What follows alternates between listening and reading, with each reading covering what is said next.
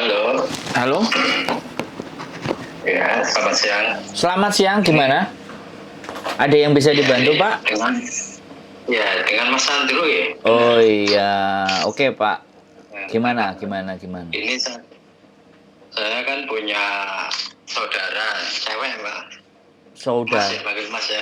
Boleh, boleh, boleh. Ya, Oh ya, Pak, saya mohon izin untuk tidak menyebutkan ya. nama dan identitas siapapun ya dalam percakapan dan pembicaraan kita. Oh iya, ya. Ya, jangan disebutkan nama siapapun atau identitas siapapun. Oke? Oke, Nah, oke. pripun, pripun, gimana? Ya, ini ingin tanya tentang peluang atau proses ke Hong Hong Kong. Kong itu. Oh, pripun? Ya. Gimana? Nah, ini saya punya saudara itu umurnya sudah 36 atau 37 gitu loh. Siap. Cuman bukan ex Hongkong gitu. Hmm. Ex-nya itu ex Korea. Hmm. Cuman karena ada faktor apa dan sekarang ingin mencoba ke Hongkong gitu. Itu kalau menurut Bapak itu peluangnya seperti apa gitu masuk ke Hongkong sana? Jadi sekali lagi kalau Samen bercerita latar belakang dia sudah pernah di Korea tapi ternyata sekarang dia mau mencoba peruntungan ke Hong Kong, menurut saya itu saya anggap menurut saya sih ya turun Pak derajatnya.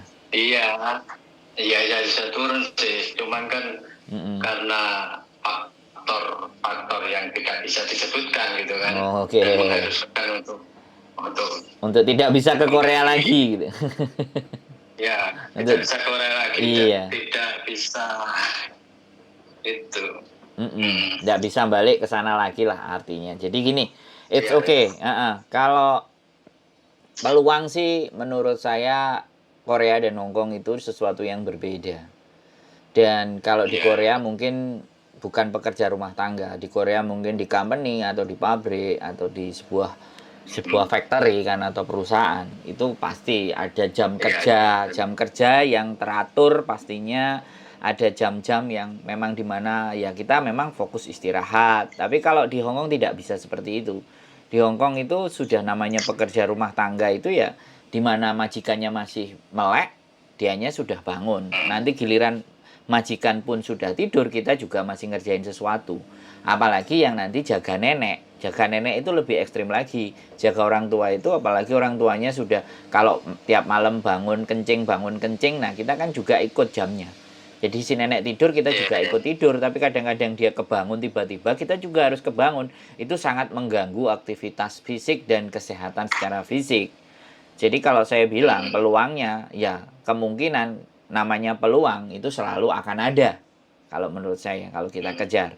Cuman kembali lagi apakah sudah siap mentalnya berjuang? Karena tidak bisa dibandingkan. Korea sama Hong Kong itu tidak bisa dibandingkan. Kalau Taiwan sama Korea masih bisa dibandingkan. Walaupun terkadang ex Taiwan itu juga ada yang nggak bisa bertahan secara lama. Karena sudah terbiasa kehidupan yang bebas di Taiwan. Sehingga di Hong Kong dia dijejali masalah dan pekerjaan yang begitu menumpuk. Jadi tekanannya dia lebih besar dan akhirnya memutuskan untuk overstay atau keluar dari majikan. Nah, itu yang berbahaya. Peluangnya tetap ada, Pak. Potensinya tetap ada, tapi gaji pasti di bawah Korea. Itu pastinya. Jam lebih panjang. Jam sangat lebih panjang dibandingkan Korea. Pastinya. Ibaratnya 24 jam, Mbak ya. Bisa Harus jadi. standby ya. Bisa jadi. Nah, itu kalau yang jaga nenek bisa dikatakan bahkan 26 jam atau 27 jam. Tidurnya cuman saler gitu aja. Salep, mbak tangi melok tangi. Nah, jadi kalau Ibaratnya kita bayangan dari Mbak ya. kenapa? Ibaratnya kan kita itu bayangan dari Mbak ya. Yes. Dimanapun Mbak ya bayangan yang ikut. Nah, sama coba bayangin coba kan. Mbak Ya kan, mbak melek pingin diantar jalan-jalan, ya kan. Mbak tidur, dia oleh salep, kita salep, bangun dia ganti pipis, ganti pampers, apa semua kan. Ya kan, ada juga yang standby di sampingnya, bahkan itu yang sangat jarang untuk libur. Tapi kalau mbahnya kondisi masih sehat, nah itu enak. Mbahnya masih sehat itu enak kalau mbahnya kadang-kadang laki-laki. Tapi kalau ketemu mbah yang perempuan, ya sampean tahu sendiri, perempuan tua, ya kan, terus masih sehat, ya kan, lambene apa gak nyinyire gak karu-karuan Pak. Nah itu yang mumet ndase. Makanya kalau mental-mental nggak kejaga, mental-mental nggak ready, nggak siap, jatuhnya pasti akan down, sedih, pulang. Karena kehidupan sebelumnya kan nggak se ekstrim dan separah itu, kan Tapi seperti itu. kan gini Pak, Siap. itu kan potensi apa ya? Itu kan tergantung dari keberuntungan kita masing-masing ya. Siap. Dan tidak semua job di sana kan seperti itu. Betul. Barangkali ada nanti dapat job yang ya lumayan, gitu. Tapi setidaknya mentalnya harus itu ya, harus diambil yang ekstrim. Iya, makanya saya nyeritain yang pahit, nyeritain yang Ya mules. terlepas dari itu Pak, untuk kan ibarat penawaran barang itu kan kadang orang-orang kan lebih memilih yang fresh, yang kuat, yang muda, yang gitu, seperti itu gitu. Jadi peluang untuk itu, untuk cepat dapat apa cepat diambil gitu, termasuk itu. Oke, pertanyaan yang benar. Jadi benar, pernyataan saya tidak benar 100%. Tapi sekali lagi tergantung amal ibadah.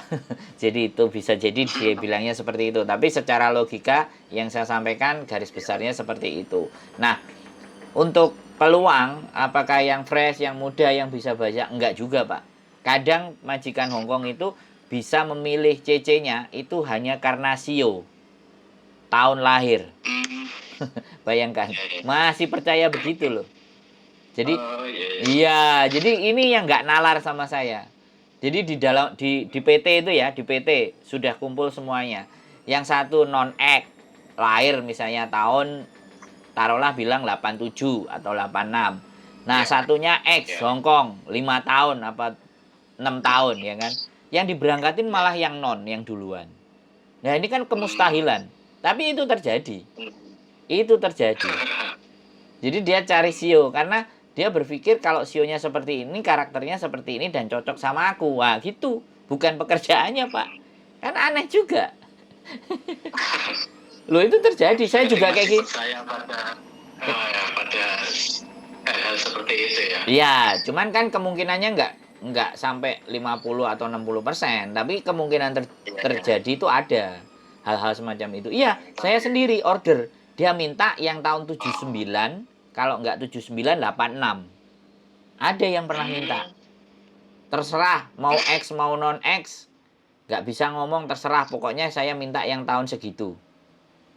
Bayangkan coba. Nggak ekstrim ya coba.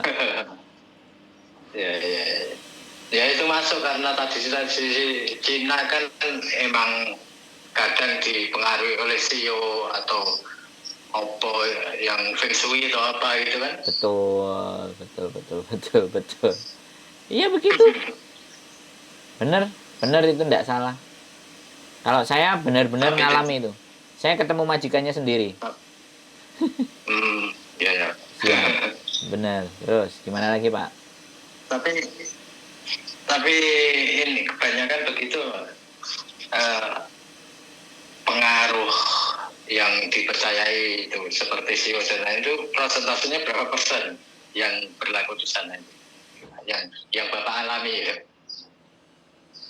Nggak ada 10%, Pak. Oh, dikit ya? Sangat dikit. Yang paling banyak ya mereka butuh orang yang kuat mental. Ya. Nggak cuma bisa bekerja, tapi kuat mental dan bisa bahasa itu hal yang paling menjadi prioritas. Mengerti bahasa. Ya, kalau masalah pekerjaan ya setiap perempuan kan tinggal tabiatnya kan. Kalau dia rajin, sregep ya pastilah. Dia nggak punya bahasa pun, tapi kalau dia nggak tahu pekerjaan, apa yang harus dia jalanin, nggak banyak ngeluh, nggak banyak cincong-cincong, nggak banyak bantah, ya majikan juga seneng kalau bahasanya pun nggak seberapa bisa. Banyak buktinya, mereka datang ke sini ngomongnya hai hai oke semuanya kayak gitu-gitu aja, tapi bertahan 5 tahun 8 tahun 15 tahun, ya begitu-begitu Pak kalau yang di sini. Dengan bahasa yang standar, tapi Di bawah standar, di bawah standar malahan. Di bawah standar. Itu kan bisa diketahui saat interview ya. Betul, ya makanya. Dia bisa bahasanya bagus enggak? Ya, tapi itu kan pengaruh ya Pak? ya bisa pengaruh. Banyak pengaruh. Bisa pengaruh. Bahkan ada yang begini lagi, Pak. Mereka cari yang fresh, yang nggak ada pengalaman dari mana-mana. Tujuannya apa? Ya, tujuannya supaya nurut kalau disuruh-suruh dan takut. Ada yang kayak gitu, Pak Majikan. Oh, itu ibaratnya yang masih lugu gitu ya. Yes, ada juga. Jadi nggak tahu padangin Leo. Iya, jadi taunya dia yes, yes, yes, yes, no, yes, okay, yes, ma'am. Hanya jawabannya yes, dia ada yang cari kayak gitu, seneng, ada.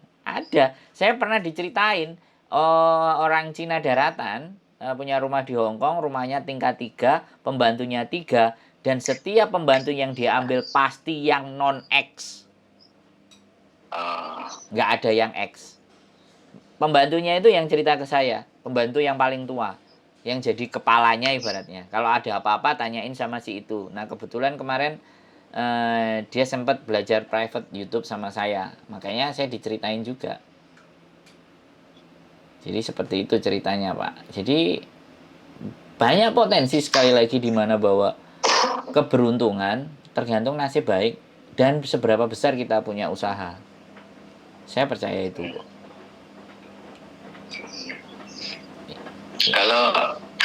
Kalau memang keberuntungan itu terletak pada keberuntungan masing-masing. Dan untuk yang tidak lanjutnya gimana untuk masuk ke sana itu? Ya silakan, kalau sampean memang percaya dibantu proses dengan saya monggo, tapi kalau jenengan pingin jajal sama PT-PT yang lain yang ada di luar sana ya no problem. Intinya kan setiap PT punya jalan masing-masing ya, punya cara masing-masing dalam apa mendidik anak-anaknya sebelum berangkat ke Hong Kong kan seperti itu. Kalau dari Bapak menurut gimana Pak? Kalau dari saya ya tinggal mbaknya kasih KTP Indonesianya difoto by WA, kirim ke saya, nanti pihak PT kami akan yang menghubungi, dan di situ bisa ditanyakan bagaimana tentang potongannya, karena saya tidak tahu menahu dengan urusan potongan. Terus mbaknya maunya seperti apa, mau belajar dulu apa bagaimana ya, karena kita anggapnya sebagai non ya belajar dulu di PT ya, di asrama ya udah di sana belajar bahasanya, bagaimana pekerjaannya, bersihin toiletnya seperti apa, bentuk rumahnya kayak gimana. Ya gitu-gitu sih Pak prosesnya. Nanti ada yang bagian yang lain, yang bagian mendata, teman-teman nanyain biodata. Gitu ceritanya. Kalau misal job minta langsung dari Bapak, tapi terus selanjutnya calling visa, itu bisa nggak Pak? Saya tetap harus nyerahin ke PT. Oh gitu. Iya, karena sekali lagi ya kan, kalau job dari sini sekali lagi itu ada di sini ada 2 formulir ya Pak. Yang pertama formulir yang ngambil yang ditandatanganin di Hong Kong, dan formulir yang overseas. Kami menganggap kalau kayak saudaranya Bapak itu yang overseas. Jadi kalau yang overseas kita selalu sarankan untuk masuk PT. Kalau orang-orang yang dapat majikan dari sini dan dibawa ke sini, itu kami pasti rekomendasinya yang sudah X dan bisa langsung interview sama majikan. Artinya dia posisinya tidak di Indonesia tapi di Hong Kong. Jadi dia selesai finish, proses saya menggaransi untuk berangkat langsung dari Indonesia ke sini itu apa ya? Pemerintah kita ya regulasinya itu kita agak sedikit kesulitan. Mungkin ada PT-PT lain yang bisa itu karena begini, PT itu punya agensi di Hong Kong dan dia mendirikan PT di Indonesia. Jadi dua hal itu namanya yang punya sama gitu. Nah, sampai tinggal cari aja yang begitu. Kalau ada, silakan. Kalau yang begitu malah lebih cepat gitu Pak ya.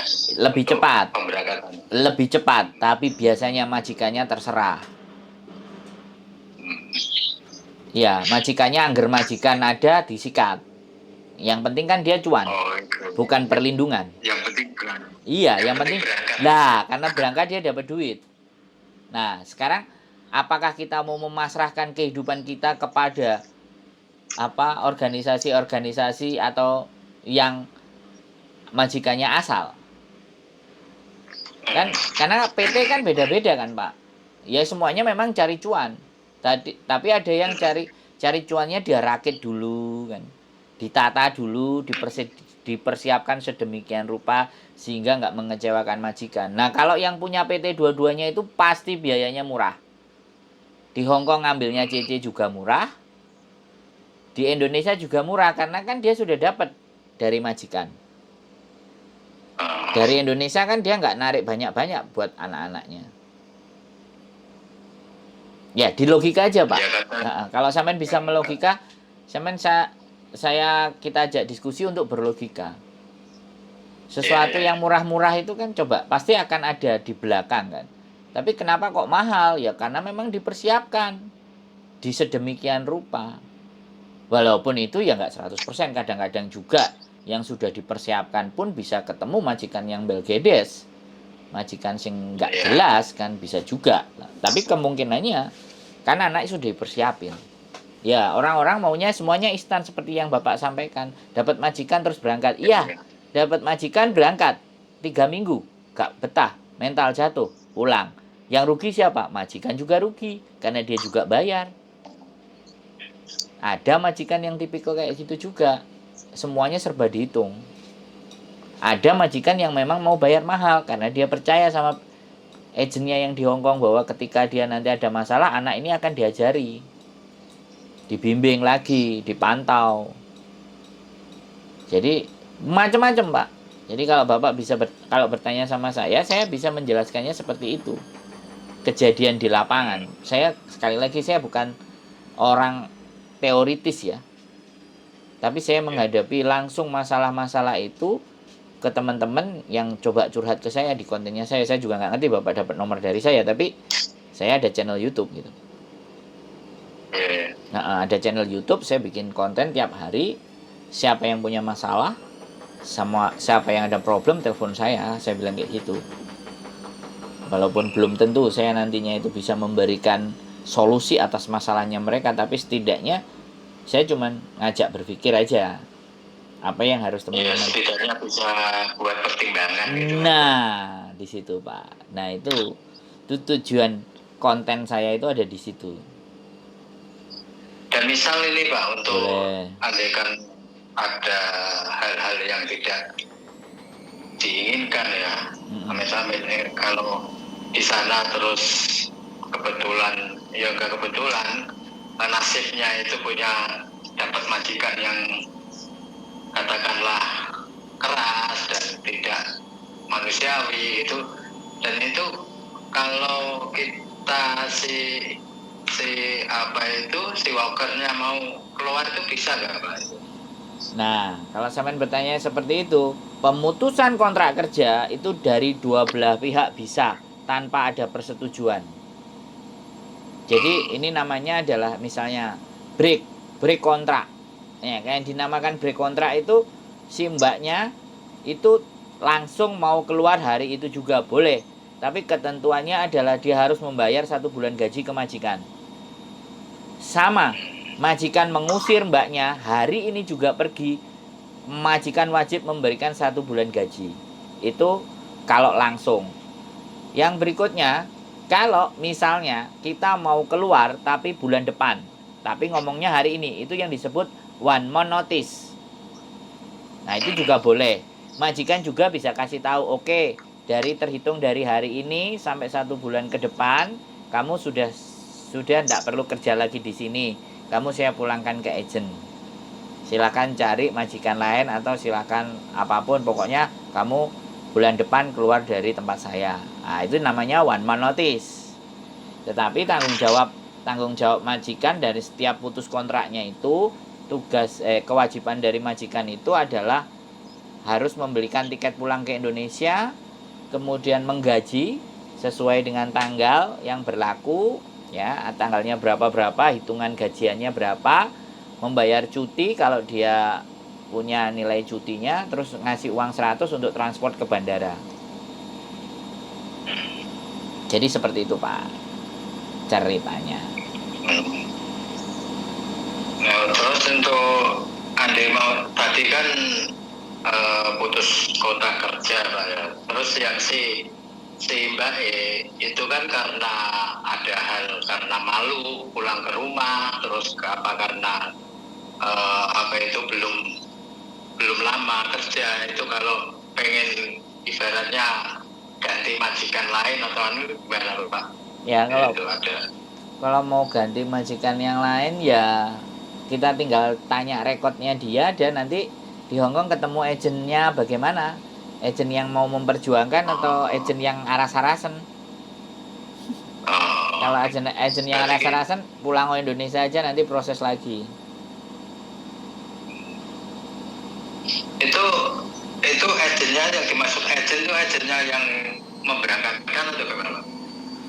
Ya kalau udah nyampe di Hongkong kan agennya akan ada banyak, Pak. Jadi banyak agen yang ada di sini, silahkan pilih aja yang cocok, yang enak, yang sesuai. Gitu. Iya. Mau balik lagi ke agen yang memberangkatkan juga boleh. Berarti nggak harus ke agen yang memberangkatkan.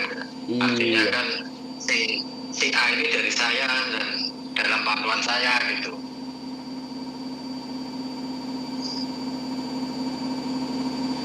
Iya, betul begitu, Pak. Jadi kalau udah nyampe sini, mbaknya itu bebas.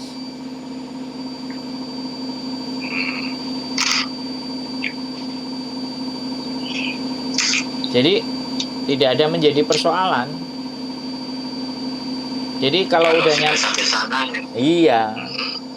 Ya, bahkan yang saya sarankan pada saat mau keluar dari majikan, sebaiknya temukan dulu agennya.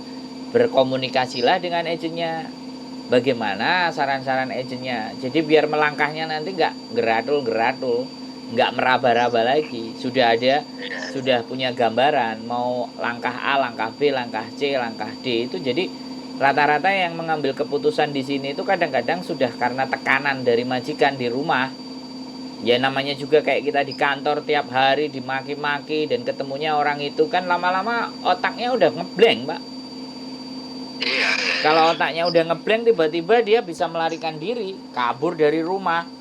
Itu banyak juga yang telepon saya, kabur dari rumah majikan, akhirnya malah dituntut sama majikannya. Jelas dituntut. Dia kabur dari rumah saya berarti menyalahi kontrak. Dia harus bayar saya 1 bulan gaji, sedangkan dia baru dapat 5 hari, 1 minggu. Apa nggak jadi tambah masalah? Keluarganya yang di Indonesia direpotkan untuk beli tiket dan semua. Makanya disitulah yang aku seneng kalau ada orang yang dari Indonesia mau proses itu bertanya-tanya kayak gini, itu saya seneng. Jadi setidaknya saya akan memberikan gambaran di mana dia nanti itu datang ke Hongkongnya sudah tidak meraba-raba, walaupun ya kan dia sudah punya gambaran, dia punya artinya langkah ya. Rambu-rambunya, rambu-rambunya itu udah paling tidak